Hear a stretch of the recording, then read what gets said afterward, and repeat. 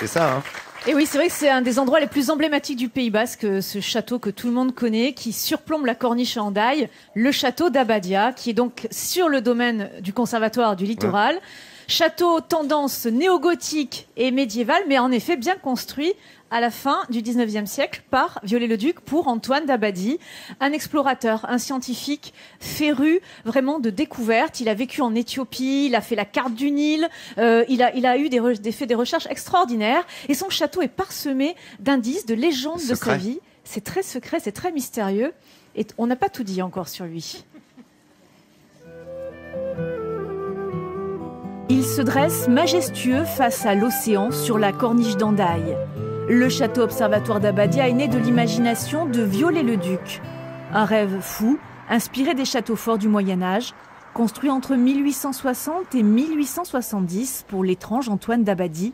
Scientifique explorateur passionné de géographie et d'astronomie, c'est lui qui réalisa la première cartographie de l'Éthiopie après avoir vécu 11 ans dans ce pays.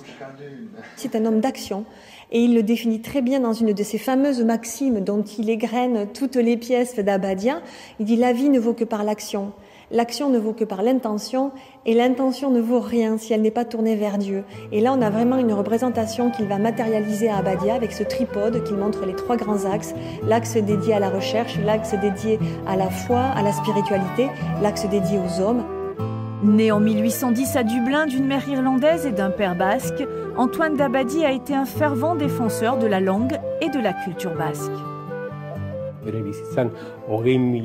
Dans sa vie, il a écrit plus de 20 000 lettres. Il a entretenu des correspondances avec des personnalités de l'époque, des linguistes, des poètes, des astronomes du monde entier. Il a toujours mis en avant sa basquitude.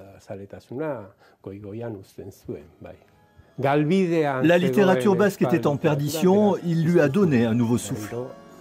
À sa mort en 1897, Antoine d'Abadie a légué son château à l'Académie des sciences, avec les secrets qui l'entourent. D'aucuns prétendent qu'Abadie était alchimiste et que le château est truffé d'énigmes irrésolues, de quoi entretenir la légende.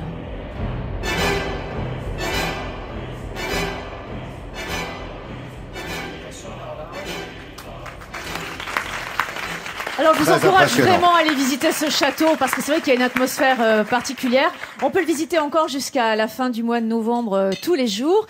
Et puis pour la petite histoire, ça ne s'invente pas. Il y a un film qui a été tourné là avec Jeanne Moreau et Vanessa Paradis. Ça s'appelait Un amour de sorcière.